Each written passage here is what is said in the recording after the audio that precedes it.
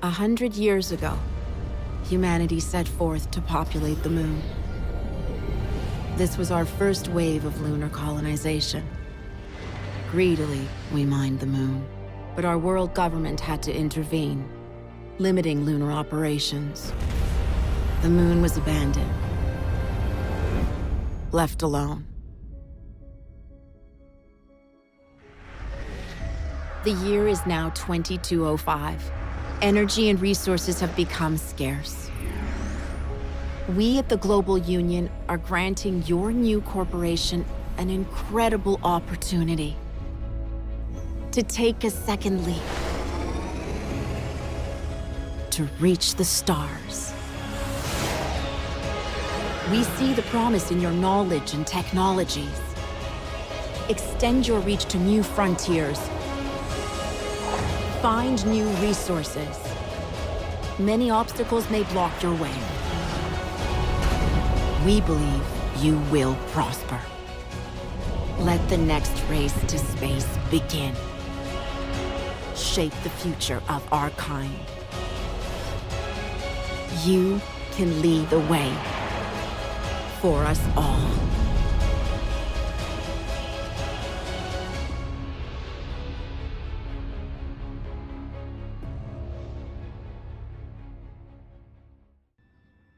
Hey guys, and welcome back to my channel. So today I'm going to do a little bit of a review. I'm going to bring some reviews onto the channel. If you guys like them, I will continue them. If not, then I will find something else to bide my time while I do other things in between. But today I'm going to be doing a review on Anno 2205. So I played a couple of hours of this game, and it has been really fun actually, because the last one I played was 2070, and that got really complicated towards the end. Things just started to really annoy me, whereas this one's being really kind of nice. You definitely do feel like some high-powered CEO, but the only problem is you do feel like you've got thousands of ungrateful children underneath you, because they are just like demanding everything, like they want their juice, and then they upgrade and they want their nanos and repairs, and it's just like, okay guys, you've only just upgraded, give me a second to then start putting in your factories. But no, it is actually being quite fun. I think it's this being able to work your supply chains, because only certain things can be built in certain areas, and now we get 3 areas that we can work on simultaneously, which is good. You get your temperate lands, which you start off with any Anno series, but then you also get the Arctic regions. You've got to build different things, and different things change. So from your temperate environment, you can build wherever you want. It's as they all are. We've got rid of the needing to be within a warehouse radius or within a depot radius that was from 2070, which is a massive improvement. It means I can actually build areas I want. You can also move the buildings you've already placed. You don't have to demolish them and then move people. You could just pick up the buildings, place them somewhere else. Fantastic idea. Loving it. You can copy straight off the screen as well. So you, instead of having to go back to the menus and picking out the buildings you want, you just go, I want that building, copy, done. But yeah, so temperate, building anywhere. Arctic, you have to build within a heat radius.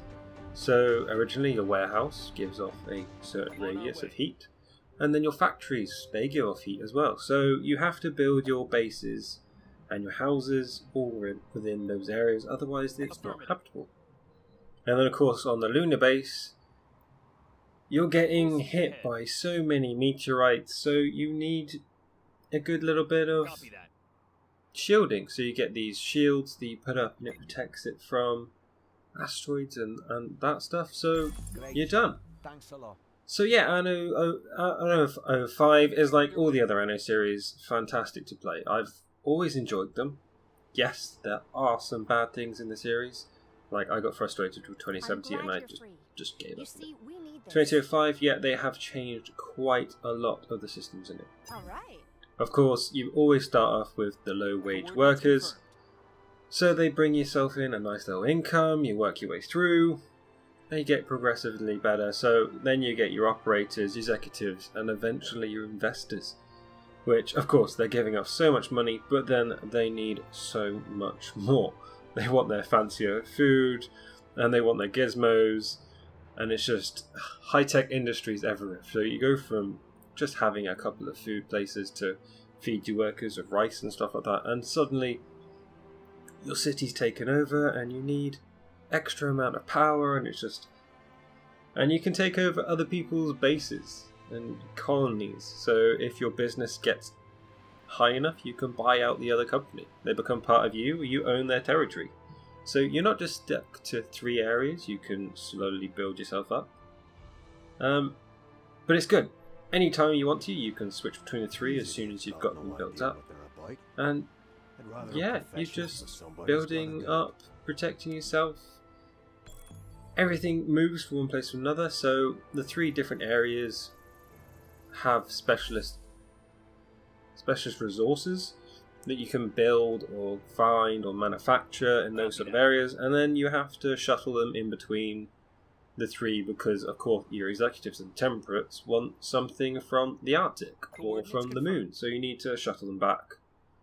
So you can't just build everything in one zone. You have to link it between each other, and of course that's very costly. So it's nice to get in there, sit back, watch your profits rise up, but then suddenly you've made a mistake and it's suddenly drastically going down. You're like, okay, let's try and find something different.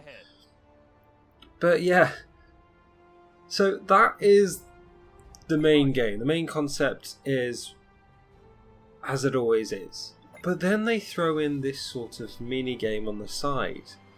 So you've got a city builder, which of course is better than anything like SimCity or they could think of. But then they bring in an RTS. There's just a real-time strategy part of it for some random reason. So at certain parts in the campaign, they go, you can do this mission to fight this big bad guy that suddenly comes out of area somewhere that doesn't really have a backstory, and the ending doesn't really solve much. It just seems to just stop. So that's yeah. But the RTS is you control a little fleet, you can upgrade them, and you've got to take on combat missions and quests.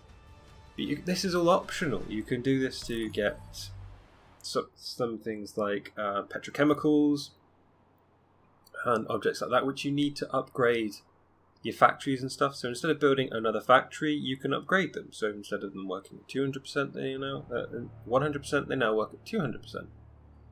So it's a good thing of area management if you do the combat missions, or you can raise yourself to your next corporate level, which will give you a small amount, so you can do something with them, but it won't give them. So if you're not really into RTS games, then yeah, you can get away with it, but it's more fun if you do.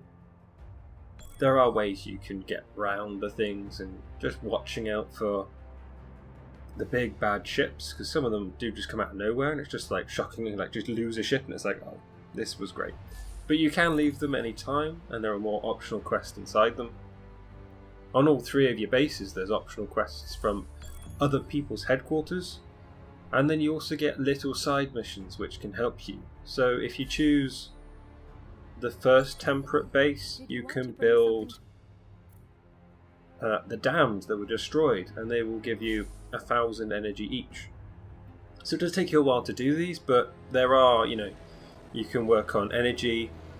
It is your energy, your infrastructure, or rare materials. So it's how you ever choose, it's how you want to design your area. But then,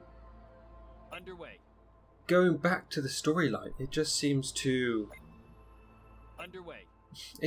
that that's a bit lacking. I think that's the one main thing that brings down the game. It's a very well designed game, but then the campaign just seems to...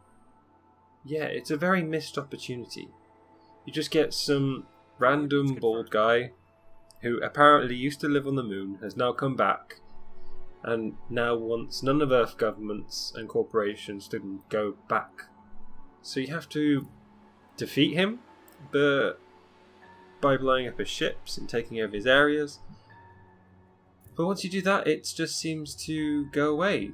as soon as you become such a massive corporation, nobody else challenges you. There's no competition between the other corporations. There's no, if we're bigger than you, we can change your investment prices, or we can buy a bit out of you, or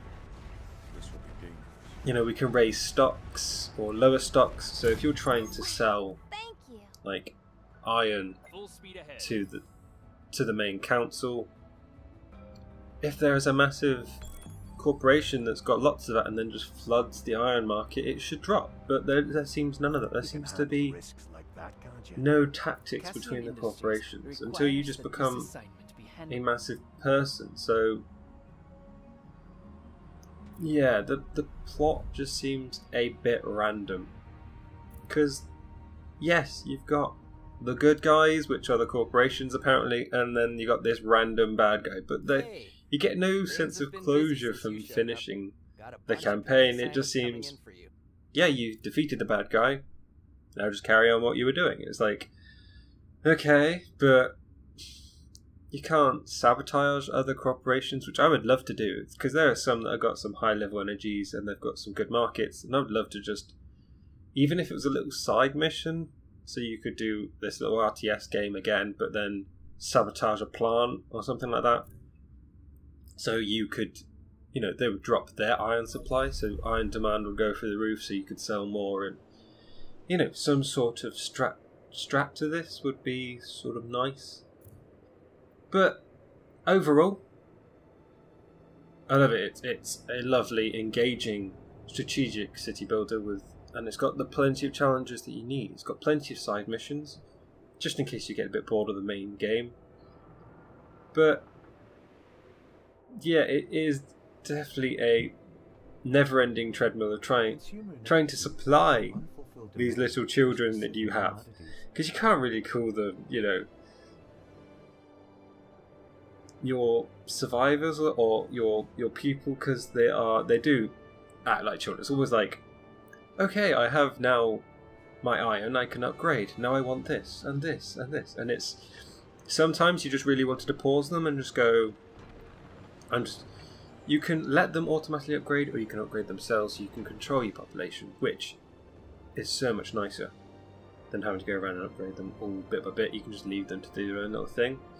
But then you've got to watch what's going on in the background, because if you have too many workers, they'll automatically upgrade to the operators. So then all of a sudden you've got a massive burst of operators, and you don't have the resources behind it to look after them, keep them happy, and they're just complaining. Side quests and the combat missions, they are fun. I personally like RTS. I've always played RTS games, so they were interesting. I wouldn't say they were entertaining, but they were interesting because they didn't really have much of a story behind them. So overall, the game does come high on my score list. It does come across quite half-baked. It looks like they had a good idea of what they wanted in the next game, but they just didn't follow through with the whole thing, if that's understanding. So, for me, the game is good, but the cons, there's no compelling late game goals. Like, the story just ends, and then after that it's like, there should be a continuation. There should be a continual system of, yes, now do this, now do this. No, it just seems to just stop, and it's like, well, now you can do whatever you want, but to some people that just doesn't work. We like a quest to complete, and when there's all those quests complete, then you just kind of stop. And then of course everything that I've said so far, there's been an underwhelming story. It's definitely a half-baked system, so I'm definitely going to give this one a 7.5 out of 10. It has been a good game. I have really enjoyed it. I will be playing more of it, and I might eventually start again from the beginning. And if people wanted to see the gameplay, then please do tell me in the comments. And if I get enough people, and enough people wanted to watch this, then I will run through a playthrough or walkthrough if you really wanted to, so you can see the main points and everything about it. So thank you for listening, guys. I hope you found this interesting. I hope it was something that you guys wanted to hear. I will hopefully be doing a bit more of these. But yeah, thank you for listening, and thank you for watching, and I will see you in the next one. So, goodbye guys.